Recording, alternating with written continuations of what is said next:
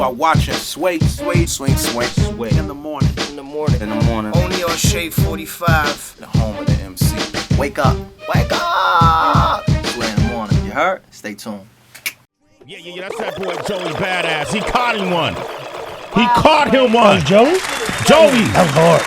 I was about to ask you who that was. Yeah, Jussst Blaze just walked in, ladies and gentlemen. What up? I don't understand why, if you don't mention his name in the conversation of hip-hop's most impactful producers, then maybe you don't know your hip-hop. Jussst Blaze is in here, ladies and gentlemen. I don't hear, is my mic on? I don't hear nothing. You don't hear yourself, Juss? Oh, wait, one, two. Jussst Blaze, man. Now, he's not here necessarily on behalf of music culture here, Heather B, but it all ties in. It all ties together. It all ties together. Jussst Blaze is a man of many traits. Yeah, you want him to produce? He could be a consultant. He could do branding. He could do marketing. What do you want him to do? He could do it all. Jack of all trades. Yeah, you want to learn some martial? Word. Yo, throw a beat on. We can get it in. Let's see where it's at. Yo, hold up. Let's see where it's at. He stay ready. I just don't like my voice. I like That's it. all right. I don't like my voice. As a producer, you know that. Yeah, exactly. You wouldn't. But now let it be said, some of your favorite artists' favorite bars came from me. Ooh. I'll leave it at that. You wrote. Wow. You helped write a couple bars here and there, right? You got to. You got to, right? I mean, you got to realize most producers, even though a lot of times we're not the best rappers, we make the best songs because we have the vision for the overall product in our head. So when that whole fiasco happened with Drake, you got it, right? I was just laughing. Because, I mean, we every artist gets help, at one point or another. Yeah. And it's not like, the honest truth is, all respect due to Quentin Miller, if you hear the ideas or reference tracks that he gave to Drake and you hear Drake's performance of those with his own inflection, his own ideas, it's night and day. It's night and day. Yeah, it's night and day. One sounds like a good idea, one sounds like a great song. I get it. So lyrically though, if a person writes your lyrics, is it still night and day? In terms of what? Like if you wrote me a song and lyrically, I just copied everything you wrote. Right. But I put my on it. But you put your sway on it. Yeah. No pun intended. But I'm saying everything you wrote. Right. Is it still night and day? I don't care at this point in this day and age, to be honest. In this day and age. I kind of don't. Did you once care? Yeah, but I think hip hop was in a different place back then. Yeah. I think the standards were different. The expectations were different. Yeah. As I've gotten older, all I really care about is good songs. Good songs, okay. Now, from certain artists that I grew up listening to and idolizing, it may be a little bit different from me personally. So I understand the backlash or the potential fallout that happened a few months ago, but not in this day and age. Because it would if Biggie didn't write "Ready to Die," it would. But you think Biggie didn't have somebody that he was bouncing ideas off of that might have given him? No, I think he had somebody bounce. I think that everybody has somebody bouncing, exactly. but the pen his shit. But then the thing is, where do you draw the line? Because here was my thing with that whole situation and why I didn't say anything and why I kind of just shook my head at it. I come from the era of lyricism where everybody's supposed to write their own rhymes, and I get that. But nowadays, if somebody said, "Oh, Pharrell wrote that hook," you wouldn't even blink a bat an eye at it. Mm-hmm. For some reason, it's accepted that somebody else can write your hook, but they can't write your rhyme. But the hook is still part of the song, and some would say it's the most important part of the song. Mm-hmm. So, where does it become quantifiable? Mm-hmm. Like, where's that bar? Where's that line of measurement where you can say, all right, it's all right for you to write this much of the song or this part of the song, but you can't write this part of the song. Yeah, that's interesting. Rich, chime in this, because you with being with Trackmasters and doing all your own production. I'm curious, because Trackmasters were notorious for writing hooks that could get you, mainstream visibility. So a lot of times people would have a hook writer come in so to make sure that your songs basically get a lot of radio play. Right. Right? What is your take on that, Rich? It's funny because we were talking about that, like what part of the song, how much of the song is okay. I think the reason why the chorus is all right is because sometimes the beat will come in and the producers will make the choruses a lot of times. But that became a thing. That wasn't always a thing. It wasn't always a thing, but I think the verses are more personal to you, to where you wrote this verse yourself. Like I'll give you an example. If a person says I in his rhyme, I did this and I did that, and then it turns out that you didn't actually do that. He did that, and he wrote that for you. But how many of our rappers are actors today that we accept? Now.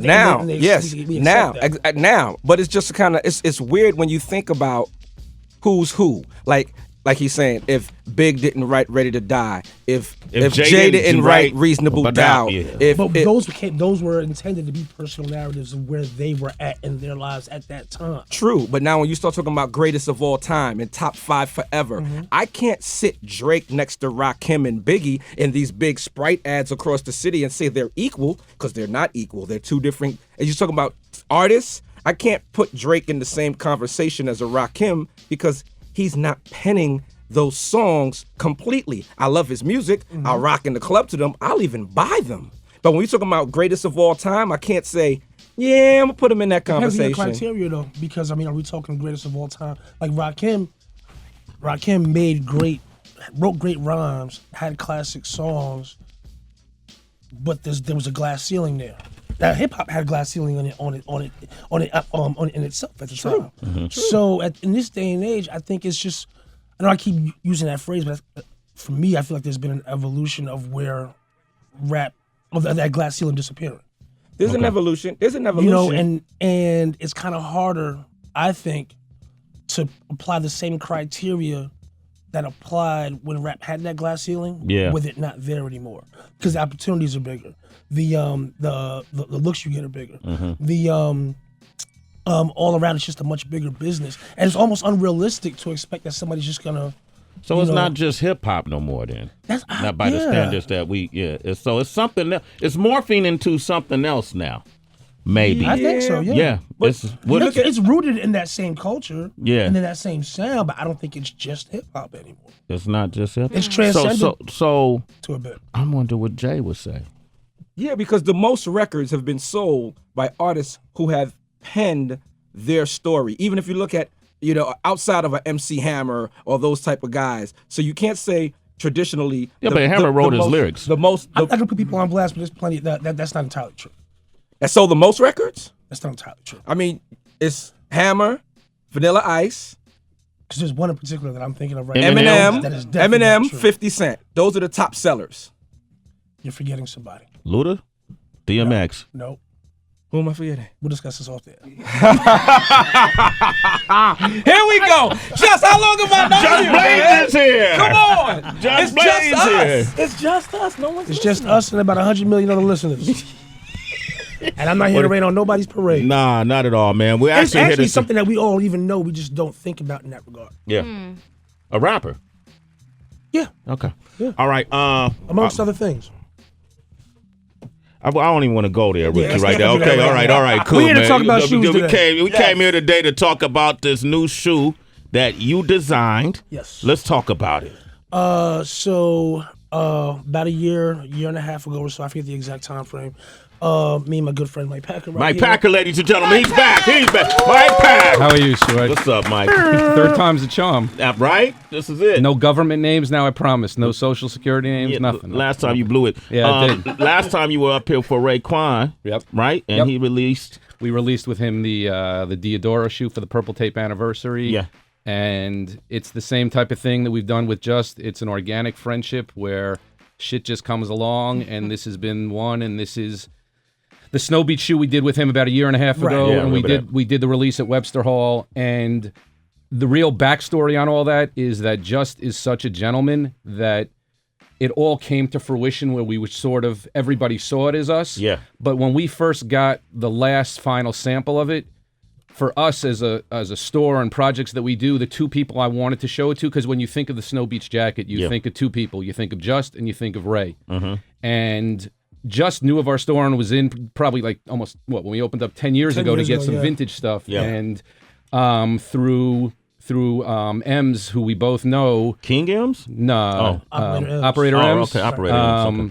So at Mobile Monday, he was doing a Mobile Mondays, and Jussst was supposed to be there, and Ems was like, hey, come down at like 10:30. I'm like, hey, oh, cool. Jussst is always on time. He'll be there. And, come 12:30, Jussst walks in. And typical. Yeah. He did the same thing this morning. Don't feel bad. It's JBT. It's Jussst Blaze time. Well, we'll talk about anyway. this. So everything. Just organically fell into place from there. Yeah. He brought me a sample of the shoe, and I was like, he bugged out, and it's the kind of relationship kind of rolled from there. Okay. And then at that point, I got on board with the project. We took it. The shoe was already, the idea and the concept, everything was already a 10. We took it to a 20. It did really well. We had a great launch event. The shoe sold out. It's still sought after. And then we decided to talk about the next project. And we kept it in line with it being inspired by another classic Ralph Lauren design. Yes. I love the color scheme. Yeah. And it's based off the old casino shirt. So we just sat, over the course of a couple of weeks, and the whole team over at Packer and myself just came up with this design. Went through a couple of tweaks, and the end result is in your hands. What was your hands-on involvement? Like, was it how the color scheme played out? Was it Well, the thing is, it's when it comes to the design of the shoe, it's like, you can draw your inspiration from somewhere. But it's deeper than just the colors. I mean, when you first look at this, you might not get it until you look around the back and you see the double zero. The double zero and the 36, which are the last numbers off the first and last numbers on a roulette wheel. Oh. And if you look at that green is actually green felt from the roulette table. That's actually the same felt they use. And if you look at the branding inside, it sort of mimics a lot of the classic. The roulette tape. Yeah. No, Polo by Ralph. Oh, Polo by Ralph. Yeah. I don't know Ralph. Right. If we'll do it, listen.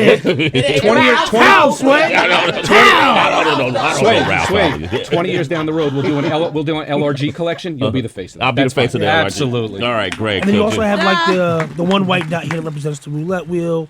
We have the wheel on the tongue. So there's a lot of callbacks to it. So when you see it with the shirt, you're like, oh my God, it's a no-brainer. It makes perfect sense. Yo, I want a pair of size 11. These it's behind you. It's behind you in the whole. But you also got me these socks too. Like, well, the first, this is thankfully the third time I've got to be with you guys. And the first couple times, Stance socks have always come up, and the guys over at Stance and the guys who rep Stance, the Mandino's brand, and the Mandino's guys, it's Mike and Steve. Yeah.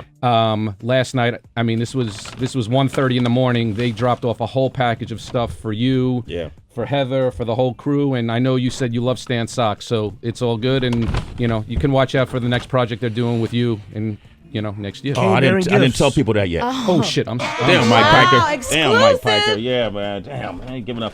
All right, cool, man. Well, look, man, these are ill. How can people get these, Jussst Blaze? So tomorrow at the Wall Play Space downtown. What street is that? 118 Orchard. 118 Orchard. We will be opening at noon. At 11. 11? Yeah. I thought it was noon.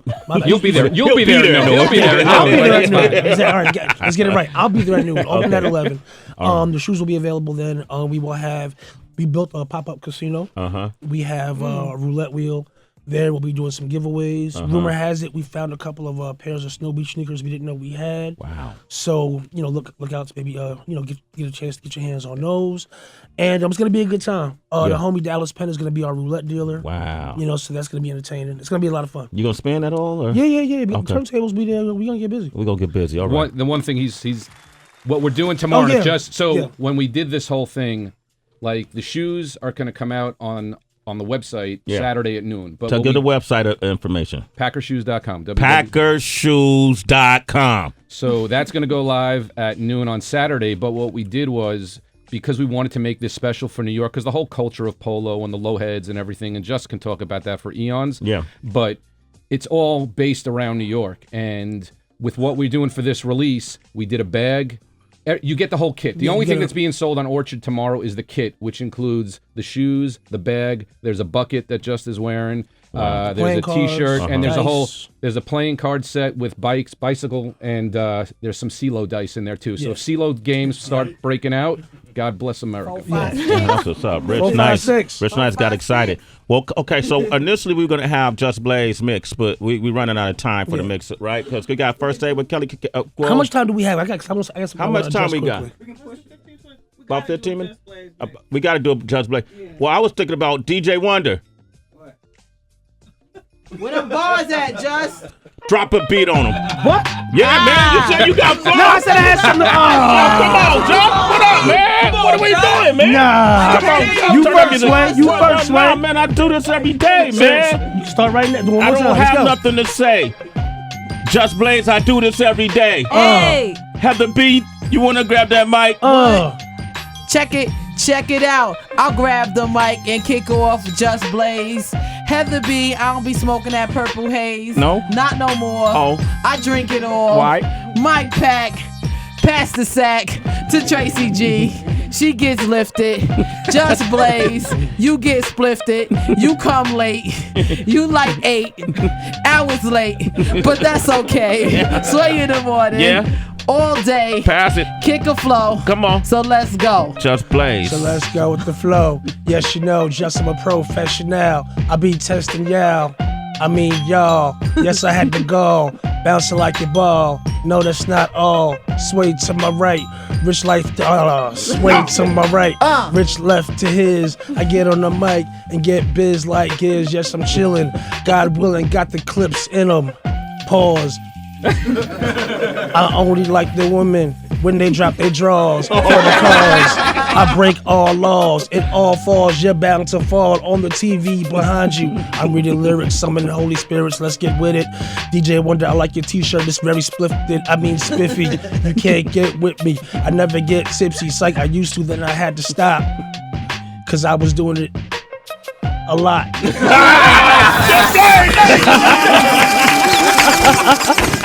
That's right, man. I like that. He came up here like a hyena. Yeah, that's what it takes, man. Can I address one thing? Well, this is a complete sidebar. Absolutely. I woke up to a little bit of nonsense this morning. I just want to set something straight. I'm obviously associated with New York, but I am from Paterson, New Jersey. I've never hidden that. I've always declared that. I'm not pulling a king's son. Yeah. Actually, who was from Paterson, but he represented Brooklyn for whatever reason. Yeah. Totally fine. That's what he identified with. I'm from Jersey. I'm from Paterson, and there's this thing that people have where they feel. So a group of people decided this morning to gang up on me because they felt like I wasn't repping my city. So my first question was, well, in what? My rhymes? When I dance in the videos? What am I supposed to be doing? You know, I'm like, hey, I said the one time I did dance in the video, I actually wore a Paterson t-shirt. It was in the Rod Digger video.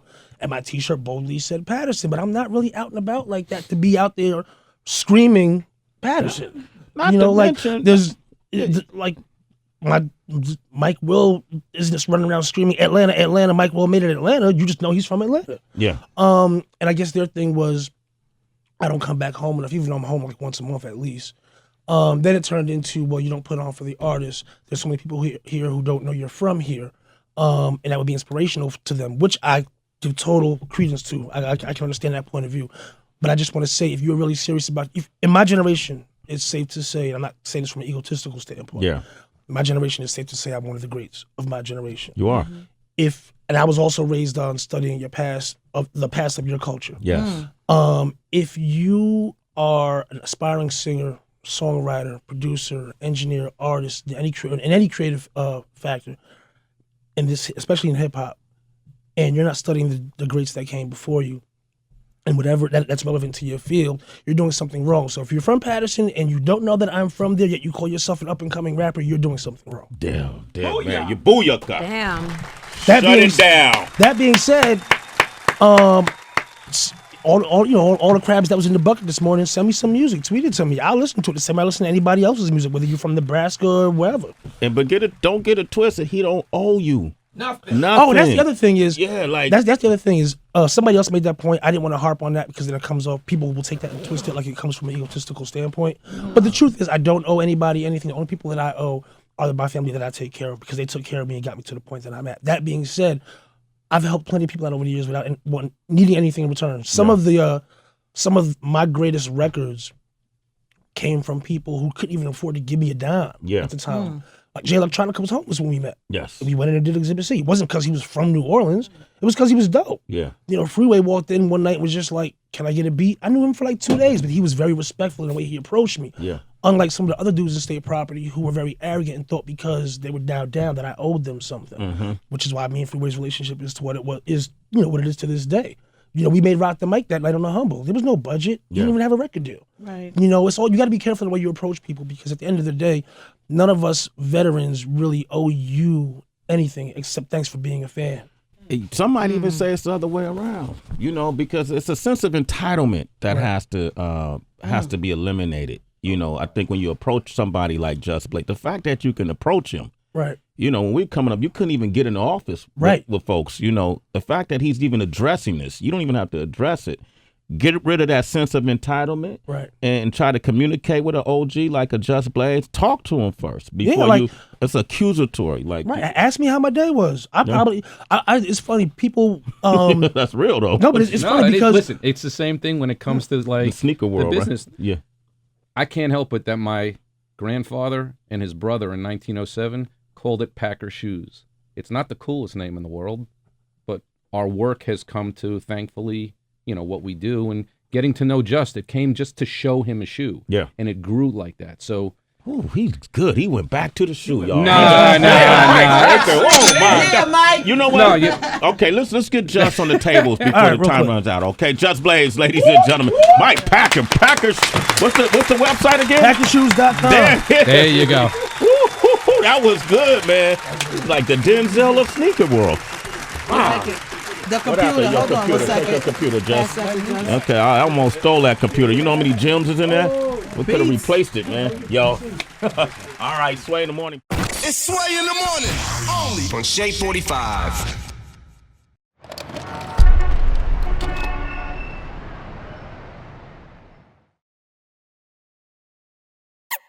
Kilo.